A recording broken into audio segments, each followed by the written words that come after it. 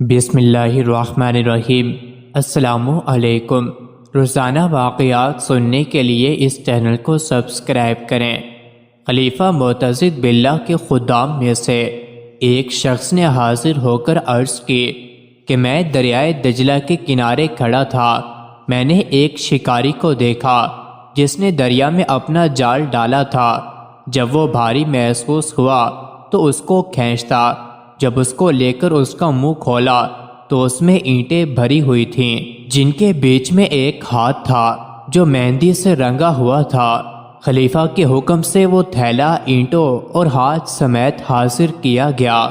خلیفہ پر اس کا سخت اثر ہوا اور فرمایا کہ شکاری سے کہو کہ وہ اسی جگہ آگے پیچھے مختلف مقامات پر دوبارہ جال ڈالے۔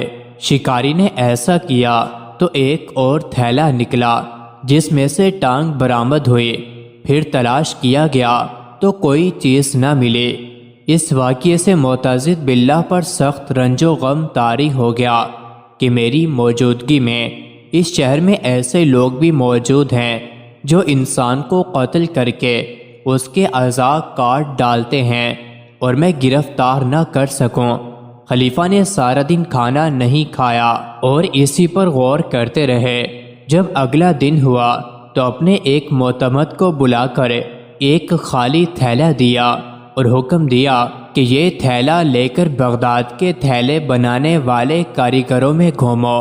اگر ان میں سے کوئی شخص اس کو پہچان لے کہ یہ اس کا بنا ہوا ہے تو اس سے پوچھو کہ یہ تم نے کس کے ہاتھ فروخت کیا تھا۔ اس سے خریدار کا حال معلوم کر کے اس سے مل کر معلوم کرو کہ اس نے کس کو بیچا اور کسی کو اس تفتیش کی وجہ مت بتانا۔ وہ شخص 3 دن تک غائب رہا۔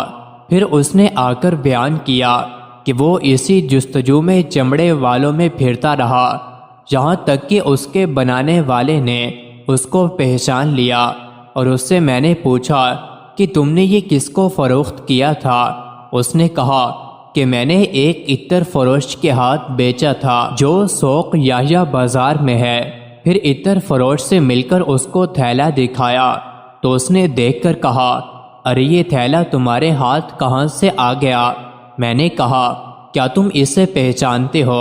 اس نے کہا، ہاں، 3 مہینے ہوئے مجھ سے 10 تھیلے فلاں ہاشمی نے خریدے تھے۔ میں نہیں جانتا کہ کس غرض سے اس نے لیے تھے۔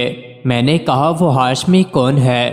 اس نے کہا کہ وہ علی بن ریت کے بیٹوں میں سے ہے جو مہدی کی اولاد میں سے تھا، مگر وہ بدترین انسان اور سب سے زیادہ ظالم اور معزز مسلمان عورتوں کے لیے ایک فساد عظیم ہے، اور فریب کاری میں اس سے زیادہ مکار کوئی نہ ہوگا، اور ایسا کوئی شخص نہیں جو اس کی اعزا رسانی اور حکومت میں اس کے اثر و رسوخ اور مال و دولت کے خوف کی وجہ سے معتضد کو اس کے مظالم سے خبردار کر سکے۔ اور وہ ہمیشہ مجھ سے باتیں کیا کرتا ہے اور میں اس کی گندی داستانیں سنا کرتا ہوں، یہاں تک کہ ایک دن اس نے بیان کیا کہ وہ فلاں عورت کی باندھی پر کئی برس سے عاشق ہے اور وہ ایسی حسینہ ہے گویا 14ویں رات کے چاند جیسی اعلیٰ درجے کی گانے والی ہے۔ اس نے اس کی مالکہ سے سودا کرنا چاہا مگر بن نہیں سکا۔ جب چند ایام گزر گئے تو اسے معلوم ہوا کہ اس کی مالکہ اس کو ایک گاہک کو بیچ دینا چاہتی ہے۔ وہ آ گیا ہے، اس نے اس پر ہزاروں دینار لگا دیے ہیں۔ یہ سن کر اس نے مالکہ کو اپنی طاقت کے زور پر مجبور کیا کہ اس باندی کو صرف 3 دن کے لیے اس کے سپرد کر دے، تو اس نے ڈر کر اس کو بھیج دیا۔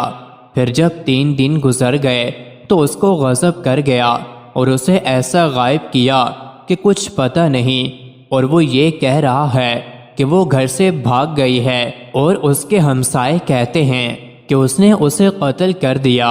کچھ لوگ کہتے ہیں کہ اس کے قبضے میں ہے اور اس کی مالکہ نے ماتم برپا کر رکھا ہے۔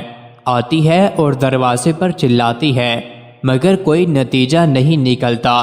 جب معتضد نے یہ واقعہ سنا تو اس انکشاف پر اللہ کا سجدہ شکر ادا کیا اور کچھ لوگوں کو بھیجا جو اس ہاشمی کو جکڑ کر لے آئے اور وہ ہاتھ پاؤں نکال کر ہاشمی کو دکھائے۔